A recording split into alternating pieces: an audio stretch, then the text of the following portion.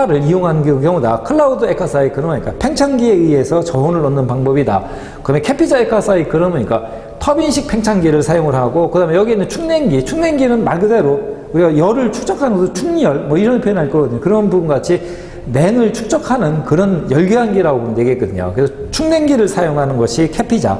그냥 필립스 액화 사이클은 한 개의 실린더에 두 개의 피스톤이 있다든지 또는 냉매로 수소나 해룡 같은 것을 사용하는 그런 그 액화 장치다. 캐스케이드 액화 사이클은 다원 냉동 사이클 또는 그 일반 증기압축 냉동 사이클을 그러니까 조합을 해갖고선 저온을 넣는 부분에 사용을 한다는 경우로 생각이 좀 되겠거든요. 그 다음에 이제 실제로 이제 그 사용하고 있는 부분은 캐스케이드 액화 사이클 이 부분이 공기를 액화하는데 실질적으로 사용하는 경우로 하면 되겠거든요. 그 다음에 공기를 액화하기 위해서 이 시스템이 개발됐는데 지금은 이제 그러니까 공기도 이걸 액화를 하지만 그러니까 그 천연가스 메탄을 액화를 해갖고 그러니까 LNG로 만드는 부분에 이 캐스케이드 액화 사이클을 실제적으로 접목을 해서 사용하고 있는 경우는 되겠거든요. 그럼 여기 이제 사용했던 메탄 같은 그 경우 이 부분을 액화하는데 메탄을 냉매로 사용하면 또 그러니까 시스템이 문제가 있을 거거든요. 그래서 천연가스를 LNG로 만들 적에 그러니까 메탄 대신에 보니까 이 냉매로 질소를 사용을 하는 그 경우가 되겠고요.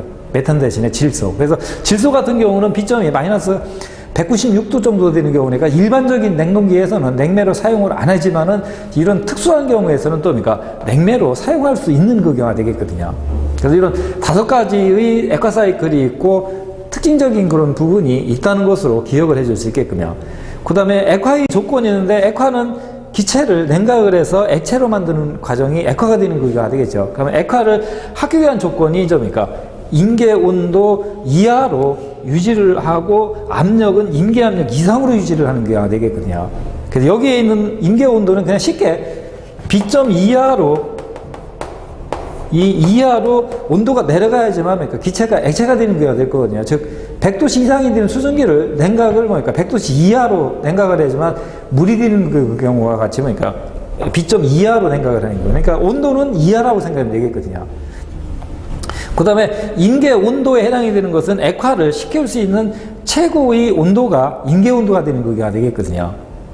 그 다음에 이제 여기에서 임계 온도, 임계 압력 뭐 이런 애인데 이거는 보통 이제 연력학 쪽에서 또 뭐 설명을 할 수도 있고 또 배워야 되는 경우인데 압력하고 그러니까 엔탈피하고의 관계의 선도를 그리니까 선도가 이런 형태로 보통 그려지거든요. 이런 형태. 그러면 이 부분이 압력이 이제 대기압 상태의 경우다. 하면 뭡니까?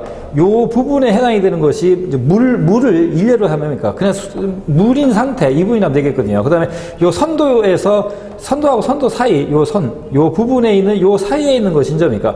물하고 플러스 물이 끓어서 수증기가 되는 상태. 그래서 보통 이게 뭐 습증기 이런 표현하기가 되겠거든요. 그 다음에 요 부분을 넘어가 버리면 이제 뭡니까? 이거는 완전히 100% 수증기. 그래서 이제 과열증기.